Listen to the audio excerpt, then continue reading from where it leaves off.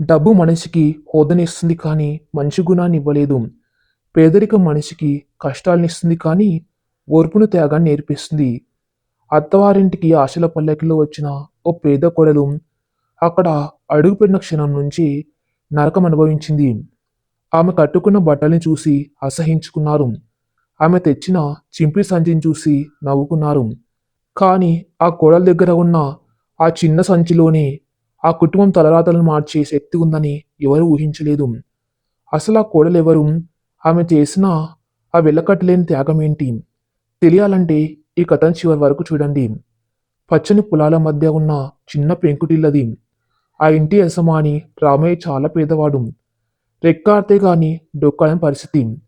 కానీ రామయ్య కూతురు సుమతి మాత్రం అందంలోను గుణంలోనూ మహాలక్ష్మి లాంటిది. సుమతికి చిన్నప్పటి నుంచి కష్టాలు తోడుగా పెరిగాయి. తల్లి చిన్నప్పుడే చనిపోతే తండ్రే అన్నే పెంచాడు. అదే ఊర్లో జమీందారు కుటుంబం అని పిలువబడి శ్రీనివాసరావు ఆయన భార్య కాంతం గారిది పెద్ద బంగళా. వారికి ఒక్కడే కొడుకు రవి. రవికి వ్యాపారం అంటే ఆసక్తి. కాని తల్లి చాటు బిడ్డ. కాంతం గారికి డబ్బు అంటే విపరీతమైన పిచ్చి. తన ఇంటికి వచ్చే కోడలు లక్షలు కోట్లు కట్నం తేవాలని ఆమె కోరిక. కాని విధి ఆడిన వింత నాటకంలా రవి ఒకరోజు గుళ్ళో సుమతిని చూసి ఇష్టపడ్డాడు. సుమతి అందం, ఆమె నిరాడంబరత రవికి నచ్చాయి. ఇంట్లో గొడవ చేసి మరి సుమతిని పెళ్లి చేసుకున్నానని పట్టుబట్టాడు. కాంతం గారు మండిపడ్డారు. ఏరా, ఆ బిచ్చగత్తెను తెచ్చి మన ఇంట్లో పెడతావా? మన స్థాయి ఏంటి, వాళ్ళ స్థాయి ఏంటి? ఆ అమ్మాయి మన ఇంటి పని మనిషి కూడా సాటి రాదు అని తిట్టిపోసింది. కాని రవి మొండి పట్టే ముందు ఆమె తలొగ్గక తప్పలేదు. అయితే మనసులో మాత్రం సుమతి మీద పీకల దాకా ద్వేషాన్ని పెంచుకుంది. పెళ్లి చాలా ఆర్భాటంగా జరిగింది. కానీ ఆ ఖర్చంతా పెళ్ళికొడుకు వాళ్ళే పెట్టారు. పెళ్లి పందిరిలో రాఘవయ్య తన కూతుర్ని చూసి మురిసిపోతూ ఉంటే కాంతం గారు ఆమె కూతురు వాణి మాత్రం సుమతి కట్టుకున్న చీరను చూసి వెటకారం ఆడుతున్నారు. వాణి తన తల్లితో, చూడు మమ్మీ, ఆ చీర చూడు ఎంత చౌకబారిందో, 100 రూపాయలు కూడా చెయ్యదు. దాన్ని పట్టు చీరలా ఫోజు కొడుతూ కట్టుకుంది అని నవ్వింది. కాంతం గారు, ఏం చేస్తాం, నీ అన్న కర్మకాలి ఆ దరిద్రాన్ని నెత్తినేసుకున్నాడు. ఇంటికి రాని దాని పని చెప్తాను అని పళ్ళు కొరికింది. అప్పగింతల సమయం వచ్చింది. రామయ్య కన్నీళ్లతో, అమ్మ కాంతం గారు, నా కూతురు బంగారం తల్లి, పేదదే కాని ఎవరిని పల్లెత్తు మాట అందు. మీ కడుపులో పుట్టిన బిడ్డలా చూసుకోండి అని కాళ్ళ మీద పడబోయాడు. కాంతం గారు వెనక్కి తగ్గి, చాలే డ్రామాలు, కట్నం కింద చిల్లి గవ్వ ఇవ్వలేదు, మళ్ళీ సెంటిమెంట్ డైలాగులు ఒకటి, తీసుకుపోతున్నాం కదా, సంతోషించు అని కసురుకుంది. సుమతి ఆ మాటలు విని గుండె బద్దలైనట్లు అనిపించిన తండ్రి కోసం పంటి బిగున బాధను భరించింది. సుమతి అత్తగారింట్లో కుడికాలు పెట్టి లోపలికి రాగానే అనుకోకుండా గాలికి తగిలి గుమ్మం దగ్గర ఉన్న బియ్యం కుండ కింద పడిపోయింది. అంతే, కాంతం గారి నోరు లేచింది. ఆగవే, మహాలక్ష్మిలా వస్తావనుకుంటే శనిలా దాపురించావు. ఇంట్లోకి రాకముందే అపశకునమా? కుడి కాలు పెట్టి రమ్మంటే కుండలు పగలగొట్టి వస్తున్నావా? నువ్వు ఐరన్ లెగ్ దానివి అని ముందే అనుకున్నా అని అందరి ముందు కేకలు వేసింది. రవి కల్పించుకొని, అమ్మ ఏదో పొరపాటున జరిగింది, దానికి ఎందుకంత పెద్ద మాటలు అని సర్ది చెప్పబోయాడు. కాని వాణి అందుకుంది. అన్నయ్య, నువ్వు ఊరుకో, అమ్మ చెప్పింది నిజమే కదా. ఇలాంటి దిక్కుమాలిన వాళ్ళు ఇంట్లో అడుగు పెడితే మన సిరి సంపదలు పోతాయి అని మంటల్లో రాజ్యం పోస్తుంది. సుమతి కలల్లో నీళ్లు సుళ్ళు తిరుగుతున్నాం తల వంచుకొని లోపలికి అడుగుపెట్టింది. సుమతి తన పుట్టింటి నుంచి కేవలం కొన్ని బట్టలు మరియు ఒక పాత ఇనుప ట్రంకు పెట్టె మాత్రమే తెచ్చుకుంది. ఆ పెట్టె చాలా పాతగా తుప్పు పట్టినట్టుగా ఉంది. అది చూసిన కాంతం గారు అసహించుకుంది. ఏంటి అది? ఆ చెత్త డబ్బా ఏంటి? మన ఇల్లు చూడు ఎంత శుభ్రంగా రాయలుగా ఉందో, మధ్యలో ఈ తుప్పు పట్టిన డబ్బా ఏంటి? తీసుకెళ్ళి ఆ స్టోర్ రూమ్లో పడేయి అని పని మనిషిని ఆదేశించింది. సుమతి గబాగబా వెళ్ళి ఆ పెట్టెను పట్టుకుంది. వద్దు అత్తయ్య గారు, ప్లీజ్, ఇది మా అమ్మ ఆఖరి గుర్తు. ఇందులో నా ప్రాణం ఉంది. దయచేసి దీన్ని పడేయకండి. నా గదిలో ఒక మూల పెట్టుకుంటాను అని బ్రతిమలాడింది. కాంతం గారు వెటకారంగా నవ్వి, ఓహో, అందులో ఏముందేం, వజ్రాలు వైదూర్యాలు ఉన్నాయా? మీ అయ్య ఇచ్చిన చింపిరి గుడ్డలు తప్ప అందులో ఏముంటాయి? సరేలే, ఆ మూలన పడి చావని కానీ అది నా కంట పడితే మాత్రం బయట పడేస్తా అని హెచ్చరించింది. సుమతి ఆ పెట్టెను గుండెకు హత్తుకొని తన గదిలో తీసుకెళ్ళింది. ఆ పెట్టెలో నిజంగా ఏముంది? సుమత్ దాన్ని అంత జాగ్రత్తగా ఎందుకు దాచుకుంటుంది అనేది ఎవ్వరికీ తెలియదు. రోజులు గడుస్తున్నాయి. సుమత ఆ ఇంట్లో కోడలు కాకుండా జీతం లేని పని మనిషిలా బ్రతుకుతుంది. ఉదయాన్నే 4 గంటలకు లేచి ఇల్లంతా తుడిచి ముగ్గులు వేసి అందరికీ టిఫిన్ కాఫీలు రెడీ చేయాలి. ఒకరోజు ఉదయం సుమతి అందరికీ ఉప్మా చేసింది. అందరూ డైనింగ్ టేబుల్ మీద కూర్చున్నారు. వాణి ప్లేట్లో ఉప్మా చూడగానే ముఖం చిట్లించింది. ఛీ, ఏంటే ఇది? ఉప్మాలో జీడిపప్పు ఏది? నెయ్యి వాసన అస్సలు రావటం లేదు. ఇలాంటి గడ్డి మాకు పెడుతున్నావా అని ప్లేట్ను గట్టిగా నెట్టేసింది. ఆ ప్లేట్ కింద పడి పగిలిపోయింది. కాంతం గారు వెంటనే లేచి సుమత్ దగ్గరకు వచ్చి, ఏమి పేద్దానివి కదా అని అన్నం పెడితే మాకే దిక్కుమాలిన తిండి పెడతావా? మా స్థాయికి జీడిపప్పు నెయ్యి లేకుండా ముద్ద దిగదని తెలియదా? మీ ఇంట్లో గంజి తాగి పెరిగావు కదా, నీకు ఆ రుచులు ఎలా తెలుస్తాయిలే అని అందరి ముందు అవమానించింది. సుమతి ఏడుస్తూ, లేదు అత్తయ్య, వంటింట్లో జీడిపప్పు అయిపోయింది, అందుకే వేయలేదు అని చెప్పబోయింది. అయిపోతే అడగాలి కదా, నోరు పడిపోయిందా? అయినా మా కర్మే కానీ నేను చేసుకున్నందుకు అనుభవించాలి అని తిట్టి వెళ్ళిపోయింది కాంతం. రవి మౌనంగా ఉండిపోయాడు. తల్లికి ఎదురు చెప్పే ధైర్యం అతనికి లేదు. సుమతి ఆ పలిన ప్లేట్ ముక్కలను ఎత్తుతూ ఉంటే ఆమె కన్నీళ్ళు నేల మీద పడుతున్నాయి. ఆ ఊరిలో బోనాల పండగ వచ్చింది. ఊరంతా సందడిగా ఉంది. ఇంటికి బంధువులు వచ్చారు. కాంతం గారు వాని ఖరీదైన పట్టు చీరలు కట్టుకున్నారు. బంటి నిండా బంగారు నగలు వేసుకుని దర్జాగా కూర్చున్నారు. సుమతి మాత్రం తన పెళ్లికి తండ్రి ఇచ్చిన ఒక సాధారణమైన కాటన్ చీర కట్టుకుని వచ్చింది. ఆమె ఒంటి మీద ఉన్నది పెళ్లిలో రవి కట్టిన తాళి మాత్రమే. బంధువుల్లో ఒకరు, ఏమండి కాంతం గారు, మీ కొడలు మరీ పని మనిషిలా ఉందేంటి? కనీసం మెల్లో చిన్న గొలుసు కూడా లేదు.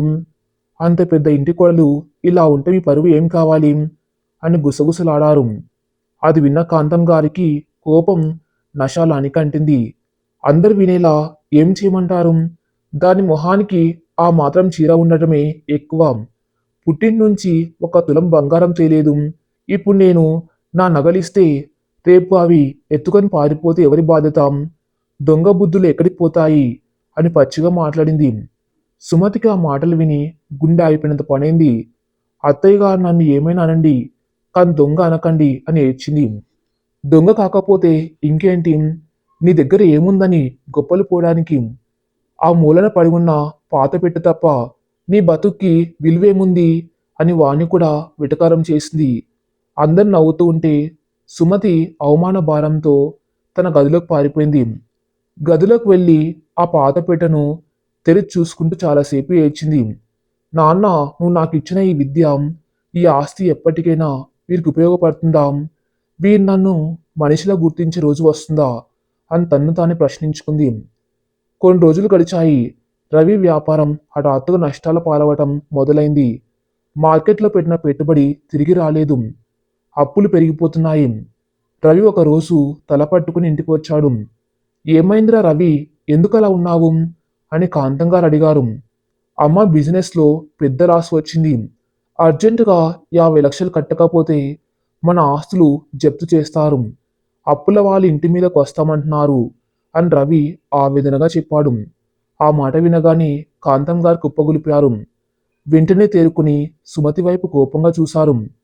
చూసావా, నేను చెప్పనా లేదా? ఇది మన ఇంట్లో అడుగుపెట్టిన వేళ విశేషం ఇది. ఇది వచ్చినప్పటి నుంచి మనకు అన్ని నష్టాలే. ఇది నిజంగానే ఐరన్ లెగ్. శనిని ఇంట్లో పెట్టుకొని లక్ష్మీదేవి రావాలంటే ఎలా వస్తుంది? ఈ దరిద్రం మన ఇంట్లో ఉన్నంత కాలం మనకి కష్టాలు తప్పవు అని గట్టిగా అరిచింది. వాణి కూడా, అన్నయ్య, ఇంకేం ఆలోచిస్తున్నావు? దీన్ని పుట్టింటికి పంపించేయి, అప్పుడే మనకు మంచి రోజులు వస్తాయి అని రెచ్చగొట్టింది. సుమతికి ఏం చేయాలో అర్థం కాలేదు. తన భర్త కష్టాల్లో ఉంటే తను సహాయం చేయాలి, కానీ తన దగ్గర చిల్లి గవ్వలేదు. అప్పుడు ఆమెకు తన గదిలో ఉన్న ఆ పాతపేట గుర్తుకొచ్చింది. ఇన్ని రోజులు దాచిన చాలు, ఇప్పుడు ఆ సమయం వచ్చింది.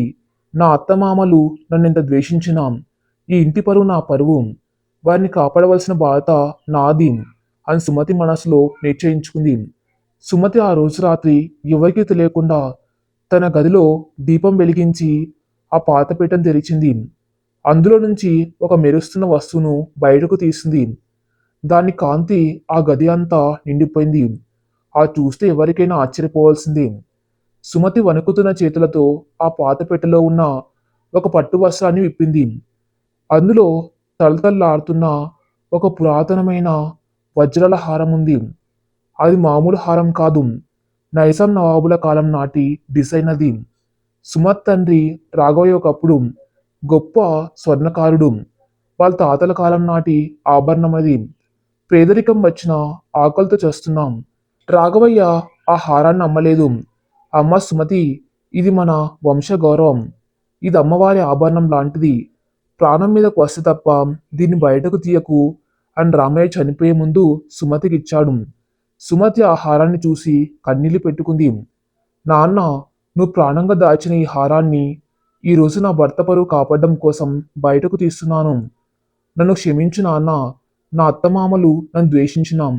ఈ ఇంటి కొడలుగా నా బాధని నెరవేర్చాలి అని ఆ హారాన్ని కొంగులో దాచుకుంది.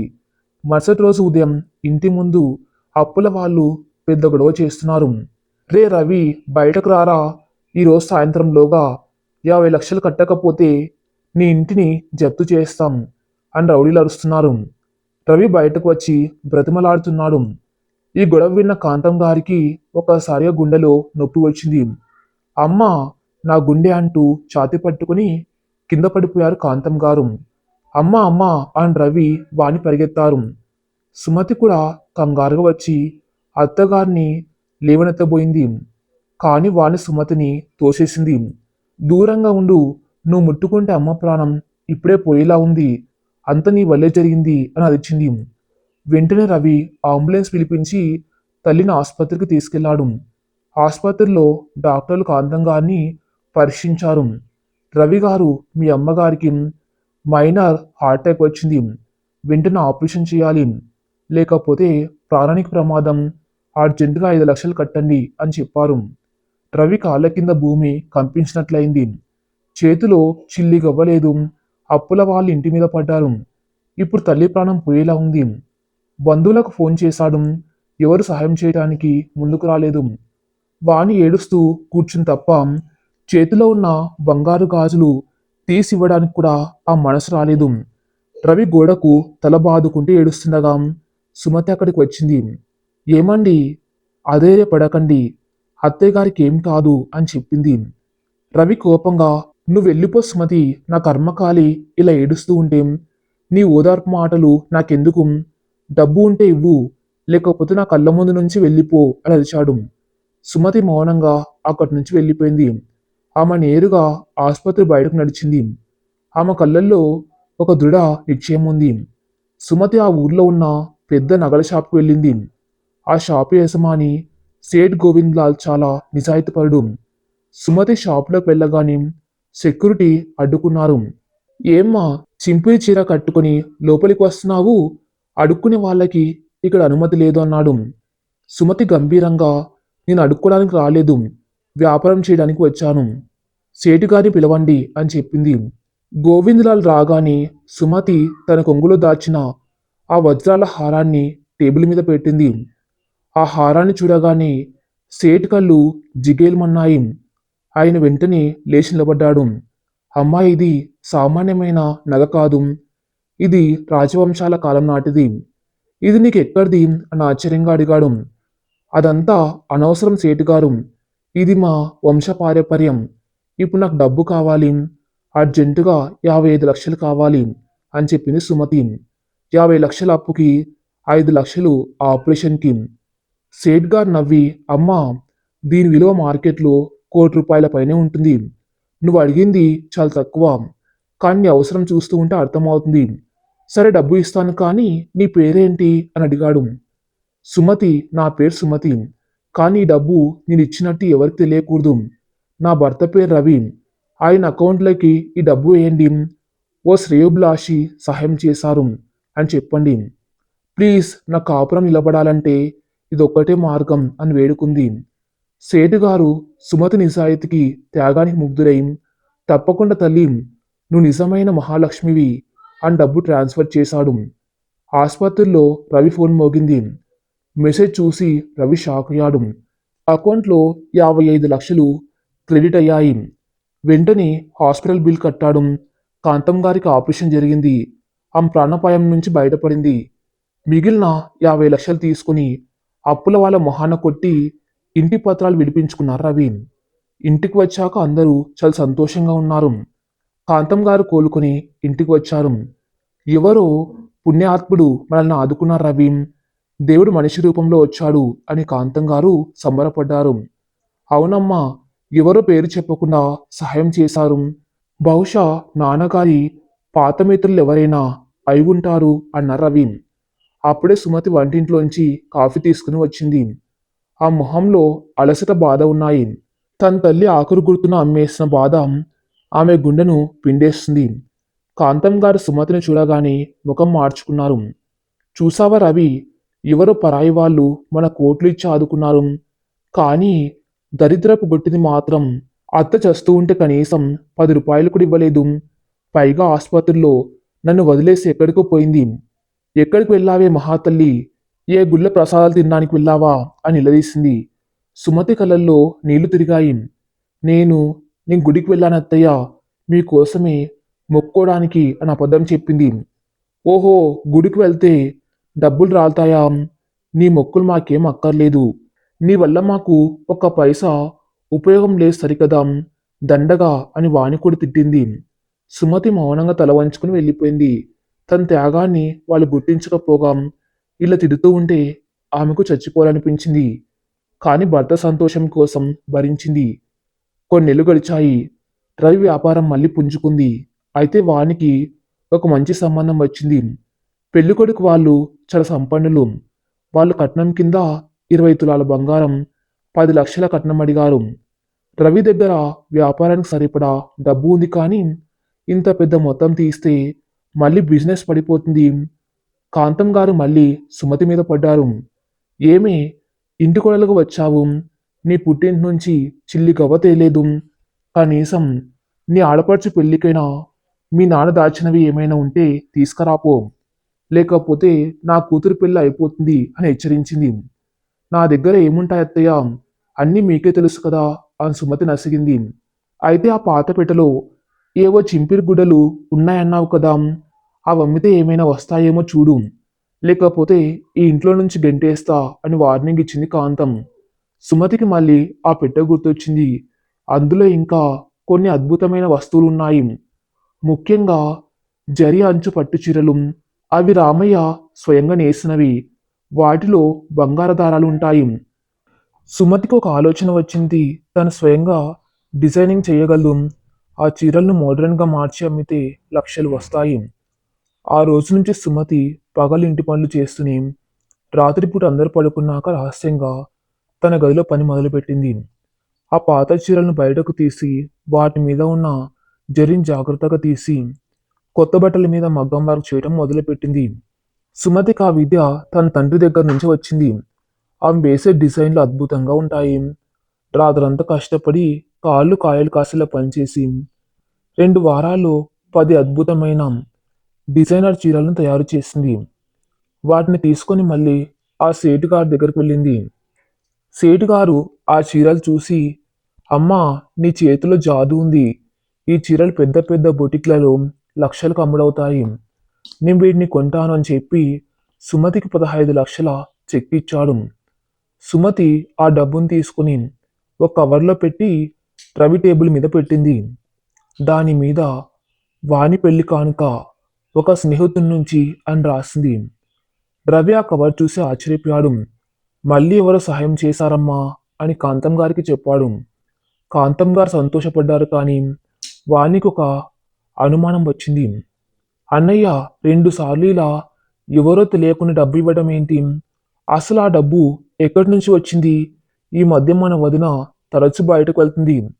నిన్న నేను చూశాను, ఆ సేటుగారి షాప్ దగ్గర ఆటో దిగుతుంది. అసలు విషయం వేరే ఏదో ఉంది అని వాణి పుల్ల విరిచింది. కాంతం గారికి వెంటనే అనుమానం వచ్చింది. అవును రవి, ఇది నిజమే. ఈ మధ్య దీని ప్రవర్తన తేడాగా ఉంది. ఇంట్లో ఉన్న పాత సామాన్లు ఏమైనా దొంగలించి అమ్ముతుందా? లేకపోతే దీనికి వేరే ఏదైనా సంబంధం ఉందా? అని నోటికొచ్చినట్లు మాట్లాడింది. రవికి కోపం వచ్చింది. సుమతిని పిలిచాడు. సుమతి, నిజం చెప్పు. ఆ సేటుగారి షాపుకి ఎందుకు వెళ్తున్నావు? ఈ డబ్బు కవర్ నీకు తెలుసా? అని నిలదీశాడు. సుమతి భయపడింది. నిజం చెప్తే తన తండ్రి దాచిన ఆస్తులు అయిపోయాయని తెలిస్తే ఇక తన్ను ఈ ఇంట్లో ఉంచుకోరని భయం. అందుకే మౌనంగా ఉండిపోయింది. సుమతి మౌనాన్ని వాళ్ళు తప్పుగా అర్థం చేసుకున్నారు. కాంతం గారు వచ్చి సుమతి చెంప మీద గట్టిగా కొట్టింది. దొంగముండా, ఇంట్లో నగలు దొంగలించి అమ్ముతున్నావా? అందుకేనా నీ పెట్టెను ఎప్పుడు తాళం వేసి దాస్తున్నావు? ఈ రోజే నీ బండారం బయట పెడతాం అని సుమతి గదిలోకి విసురుగా వెళ్ళింది కాంతం. వెనకాలే రవి వాణి వెళ్లారు. సుమతి వద్దత్తయ్యా అంటే ఏడుస్తూ పరిగెత్తింది. కాంతం గారు సుమతి గదిలోకి వెళ్ళి ఆ పాత పెట్టెను బయటకు లాగింది. దానికి ఉన్న తాళాన్ని రాయితో పగలగొట్టింది. పెట్టె తెరిచింది. అందరూ ఉత్కంఠంగా చూస్తున్నారు. అందులో నగలు దొరుకుతాయని, సుమతి దొంగ అని నిరూపించవచ్చని వాణి చూస్తుంది. కానీ ఆ పెట్టెలో నగలు లేవు. అందులో కేవలం కొన్ని పాత డిజైనర్ పేపర్లు, సూదులు, దారాలు మరియు ఒక డైరీ ఉన్నాయి. కాంతం గారు ఆ డైరీని తీశారు. మొదటి పేజీలో సుమత్ తండ్రి రాఘవయ్య ఫోటో ఉంది. దాని కింద ఇలా రాసి ఉంది: నా బంగారు తల్లి సుమతికి మన దగ్గర ఆస్తులు లేకపోవచ్చు, కానీ ఈ రాజవంశపు డిజైనర్లు మరియు నీ చేతిలో ఉన్న ఈ విద్య ఎప్పటికైనా నిన్ను రాణి చేస్తాయి. అత్తింటి వారు కష్టాల్లో ఉంటేనే ఈ విద్యను వాడు. అప్పటి వరకు ఎవరికి చెప్పకు. అది చదవగానే రవికి ఏదో అర్థమైనట్లు అనిపించింది. కానీ వాణి వెంటనే, చూసావా అన్నయ్య, ఇందులో ఏమీ లేవు. అంటే నగలన్నీ ఇదివరకే అమ్మేసి ఉంటుంది. ఆ డబ్బును ఏం చేస్తుందో, బహుశా తన పుట్టింటి వాళ్ళ అప్పులు తీర్చిందేమో అని మళ్ళీ అనుమానం పెంచింది. అప్పుడే రవి ఫోన్ మోగింది. అది ఆ సేటు గారు. రవి గారు, నీ గోవిందలాల్ని మాట్లాడుతున్నాను. మీ ఆవిడ సుమతి గారు చాలా గొప్ప డిజైనర్ అండి. ఆమె ఇచ్చిన చీరలకు ఫారెన్ నుంచి ఆర్డర్స్ వస్తున్నాయి. ఆమెను ఒకసారి షాప్కి పంపించండి. ఆమెతో అగ్రిమెంట్ చేసుకోవాలి అని ఫోన్ లౌడ్ స్పీకర్లో ఉండగా చెప్పాడు. అందరు షాకు. రవి చేతిలో ఫోన్ జారిపడేలా ఉంది. ఏంటి, సుమతి డిజైనరా? మనకు వచ్చిన డబ్బు సుమతి కష్టార్జితమా అని రవి మనసులో ప్రశ్నలు మెదిలాయి. కాంతం గారు మాత్రం ఇంకా నమ్మలేకపోతున్నారు. సుమతి గుమ్మం దగ్గర నిలబడి కన్నీళ్లు పెట్టుకుంటూ ఉంది. రవి చేతిలో ఉన్న ఫోన్ లౌడ్ స్పీకర్లో ఉంది. సేటు గోవిందలాల్ మాటలు గది నిండా ప్రధ్వనిస్తున్నాయి. రవి గారు, మీ ఆవిడ సుమతి గారు మామూలు గృహిణి కాదండి. ఆమె ఒక అద్భుతమైన కళాకారిణి. ఆమె డిజైన్ చేసిన చీరలకు విదేశాలు విపరీతమైన డిమాండ్ ఉంది. ఆ రోజు మీ అమ్మగారు ఆపరేషన్ కోసం తన మెల్లో వజ్రాల హారం అమ్మేసింది. ఈరోజు మీ చెల్లి పెళ్లి కోసం రాత్రంతా నిద్రపోకుండా చీరలు నేసి ఆ డబ్బును మీకు ఇచ్చింది. ఆమె దొంగ కాదండి, దేవత. సేటు గారు ఫోన్ పెట్టేయగానే గదిలో నిశ్శబ్దం ఆవహించింది. గాలి కూడా స్తంభించిపోయినట్లు ఉంది. రవి నెమ్మదిగా తల తిప్పి గోడ మూలాన్ని నిలబడి ఏడుస్తున్న సుమతి వైపు చూశాడు. అతని కళ్ళల్లో నీళ్లు జలాజల రాలాయి. రవి ఒక్క ఉదుటున వెళ్ళి సుమతి కాళ్ళ మీద పడ్డాడు. సుమతి, నన్ను క్షమించు. ఎంత పాపం చేశాను సుమతి. కట్టుకున్న భార్యను నమ్మకుండా పరాయి వాళ్ళ మాటలు నమ్మి నేను దొంగ అన్నాను. నా అమ్మ ప్రాణం కాపాడడం కోసం నీ పుట్టింటి ఆఖరి గుర్తును అమ్మేశావా? చీ, నేనొక భర్తనేనా అని రవి పిల్లాళ్ళ ఏడ్చాడు. సుమతి వెంటనే రవిని లేవనెత్తి, ఏమండి, మీరు నా దైవం. మీరు నా కాళ్ళ మీద పడకూడదు. నా బాధ నేను చేశాను అని కన్నీళ్ళు తుడిచింది. ఇదంతా చూస్తున్న కాంతం గారికి నోట మాట రావటం లేదు. ఆమె గుండెలో ఏదో తెలియని బరువు. ఇన్ని రోజులు ఎవరినైతే దరిద్రం, శని, ఐరన్ లెగ్గు అని తిట్టిందో ఆ కోడలే తన ప్రాణాన్ని కాపాడింది. ఆ కోడలే తన కూతురి పెళ్లికి డబ్బు ఇచ్చింది. వాణ్ణి కూడా తలదించుకుంది. వదిన, నేను నిన్ను ఎన్ని మాటలు అన్నాను. పని మనిషి అని హేళన చేశాను. కానీ నువ్వు మాత్రం నా పెళ్లి కోసం నీ నిద్రని త్యాగం చేశావా? నీ మనిషినేనా అని వాణి ఏడుపు మొదలుపెట్టింది. కాంతం గారు నెమ్మదిగా నడుచుకుంటూ సుమతి దగ్గరకు వచ్చారు. ఆమె కాళ్ళు వణుకుతున్నాయి. సుమతి భయంతో వెనక్కి తగ్గింది. అత్తయ్య గారు ఇంకెప్పుడు ఆ షాప్ వైపు వెళ్ళను. నన్ను కొట్టకండి అని వణికిపోయింది. ఆ మాట వినగానే కాంతం గారి గుండె బద్దలైనంత పడింది. తన కోడల్ని ఎంత భయపెట్టానో మాకు అర్థమైంది. కాంతం గారు సుమతి 2 చేతుల్ని పట్టుకుని తన కళ్ళకద్దుకున్నారు. నన్ను క్షమించవే అమ్మా! నేను అత్తను కాదు రాక్షసిని. డబ్బు మదంతో కళ్ళు మూసుకుపోయి నా ఇంట్లో ఉన్న మహాలక్ష్మిని గుర్తించలేకపోయాను. నువ్వు దొంగవి కాదే, మా పాలిట దేవుడివి. ఆ వజ్రాల హారం నీ పుట్టింటి గౌరవం. దాన్ని నా ప్రాణం కోసం అమ్మేశావా తల్లి అని కాంతం గారు బోర్నే ఏడ్చారు. ఆ దృశ్యం చూసి రవి వాణి కూడా కన్నీళ్లు పెట్టుకున్నారు. ఇన్నాళ్లకు ఆ ఇల్లు కన్నీళ్లతో శుద్ధి అయింది. వాణి పెళ్లి రోజు వచ్చింది. కానీ ఈ రోజు పరిస్థితి వేరు. ఇల్లంతా సందడిగా ఉంది. ఆ ఇంటి పెత్తనం అంతా ఇప్పుడు సుమతి చేతిలో ఉంది. కానీ సుమతి ఎక్కడా గర్వం చూపించలేదు. ఎప్పట్లాగే అందర్నీ కలుపుకపోతుంది. పెళ్లి మండపంలో వాడిని తీసుకురావాలి. కాంతం గారు అందరి ముందు మైక్ తీసుకుని మాట్లాడారు. బంధువులారా, అందరు వినండి. ఈరోజు నా కూతురి పెళ్లి ఇంత ఘనంగా జరుగుతుందంటే దానికి కారణం నా కొడుకు కాదు, నా కోడలు సుమతి. ఆమె తన కష్టార్జితంతో ఈ పెళ్లి చేస్తుంది. ఇన్నాళ్ళు ఆమెను పేదది అని చిన్నచూపు చూశాను. కానీ ఆమె గుణం ముందు మేమంతా చాలా పేదవాళ్ళం అని గర్వంగా చెప్పారు. వాణిని పెళ్లి పీటల మీదకు తీసుకొస్తున్నప్పుడు ఆమె సుమతి డిజైన్ చేసిన ఆ అద్భుతమైన పట్టుచీర కట్టుకుని ఉంది. అందరూ ఆ చీరను చూసి అబ్బా ఎంత బాగుంది, డిజైనర్ ఎవరు అని అడుగుతున్నారు. వాణి గర్వంగా మా వదిన సుమతి అని చెప్తూ ఉంటే సుమతి మొహంలో ఆనందం వెల్లివిరిసింది. పెళ్ళయిపోయాక సేటు గోవిందలాల్ ఇంటికి వచ్చారు. ఆయన చేతిలో ఒక పెద్ద ఫైల్ ఉంది. కాంతం గారు, మీ కోడలికి ఉన్న టాలెంట్ మామూలుది కాదు. నేను ఒక పెద్ద ఫ్యాషన్ డిజైనింగ్ కంపెనీ పెడుతున్నాను. దానికి మీ కోడలు హెడ్ డిజైనర్గా ఉండాలి. దానికి ప్రతిఫలంగా ఆమెకు నెలకు లక్షల్లో జీతం, లాభాల్లో వాటా ఇస్తాను అని ఆఫర్ ఇచ్చారు. రవి కాంతం గారు సుమతి వైపు చూశారు. సుమతి నీకిష్టమేనా అని రవి అడిగాడు. సుమతి సంకోచించింది. అత్తయ్య గారు ఏమంటారో అని చూసింది. కాంతం గారు నవ్వి నీ ఇష్టం తల్లి, నువ్వు వంటింటికి పరిమితం కాకూడదు. ప్రపంచం మొత్తం నీ ప్రతిభను చూడాలి. వెళ్ళు సంతకం పెట్టు అని ప్రోత్సహించారు. సుమతి ఆ పేపర్ల మీద సంతకం పెట్టింది. ఒక సాధారణ గృహిణి ఒక వ్యాపారవేత్తగా మారిన క్షణం అది. 1 సంవత్సరం తర్వాత ఆ ఇల్లు ఇప్పుడు పూర్తిగా మారిపోయింది. పాత సామాన్లు పోయి కొత్త హంగులతో మెరిసిపోతుంది. ఇంటి ముందు ఒక కారు వచ్చి ఆగింది. కారులోంచి సుమతి దిగింది. ఆమె వేషధారణలో మార్పు వచ్చింది. ఆమె ఇప్పుడు ఒక ఆత్మవిశ్వాసం ఉన్న మహిళలా కనిపిస్తుంది. చేతిలో ల్యాప్టాప్ బ్యాగు, కళ్ళజోడు. ఇంటి లోపల కాంతం గారు సోఫాలో కూర్చొని పేపర్ చదువుతున్నారు. సుమతి రాగానే లేచి ఎదురెళ్లారు. రామ సుమతి, అలసిపోయావా? కాఫీ పెట్టమంటావా అని అత్తగారు అడిగారు. సుమతి నవ్వి వద్దత్తయ్య గారు, నేనే పెట్టుకుంటాను అంది. ఊరుకో తల్లి, రోజంతా ఆఫీస్లో కష్టపడి వస్తావు. ఇప్పుడు నువ్వు ఈ ఇంటికి యజమానివి. నేను నీకు సేవ చేసుకోవడం నా అదృష్టమని కాంతం గారు నవ్వుతూ కాఫీ తేవడానికి వెళ్ళారు. రవి అక్కడికి వచ్చారు. చూసావా సుమతి, ఒకప్పుడు కాఫీలో జీడిపప్పు లేదని ప్లేట్లు విసిరగొట్టిన అమ్మ ఇప్పుడు నీ కాఫీ తెస్తుంది. ఇదంతా నీ ఓర్పు, నీ మంచితనం వల్లే సాధ్యమైందన్నాడు. సుమతి తన బ్యాగ్లోంచి ఒక బాక్స్ తీసింది. రవి గారు అందరినీ ఒకసారి ఇక్కడికి రమ్మండి అని చెప్పింది.